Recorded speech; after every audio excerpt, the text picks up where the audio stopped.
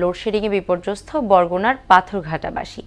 বৃষ্টির অজুহাতে শুক্র থেকে সোমবার পর্যন্ত টানা 4 দিন বিদ্যুৎ বিচ্ছিন্ন গোটা জেলা।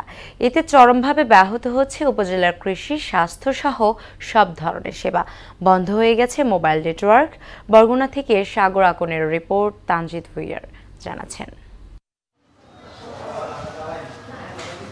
টানা 4 দিন বিদ্যুৎবিহীন বরগুনার পাথরঘাটা উপজেলা। এতে চরম ভোগান্তিতে পড়েছেন উপজেলা স্বাস্থ্য কমপ্লেক্সে চিকিৎসা নিতে আসা রোগীরা। বিদ্যুৎ না থাকায় তীব্র গরমে অতিষ্ঠ তারা।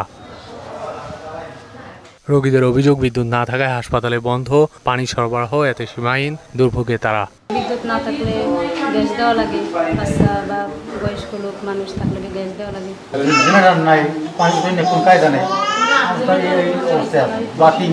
উপজেলা স্বাস্থ্য কমপ্লেক্সের কর্মকর্তারাও বলছেন, বিদ্যুৎ না থাকায় ব্যাহত হচ্ছে চিকিৎসা সেবা।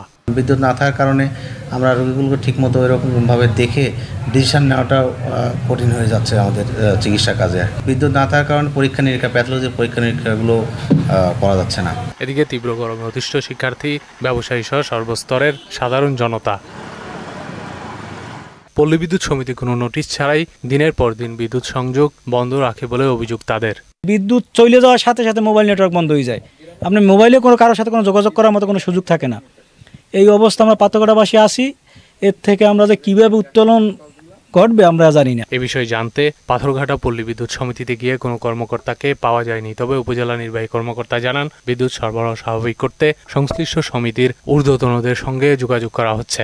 গতকাল যে সমন্বয় সভা ছিল, সেই সমন্বয় সভা আমি দৃষ্টি আকর্ষণ করেছি যে এখানে পাওয়ার স্টেশন যাতে এখানে দেওয়া যায়, এটার জন্য দাবি জানাইছি। অন্তপক্ষে পাথরঘাটা যেন হলো এই মঠবাড়ি আর 33 কেবি, এই শব্দ দুটা হলো যাতে পাথরঘাটার জন্য একটু মুছা যায়।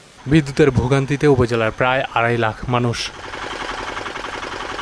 তানজিদ ভুইয়া, মোহনা সংবাদ। সুদবিহীন ব্যাংকিংয়ে আত্মশুদ্ধির পথ, এনআরবিসি ব্যাংকের ইসলামিক ব্যাংকিং আল আমিন।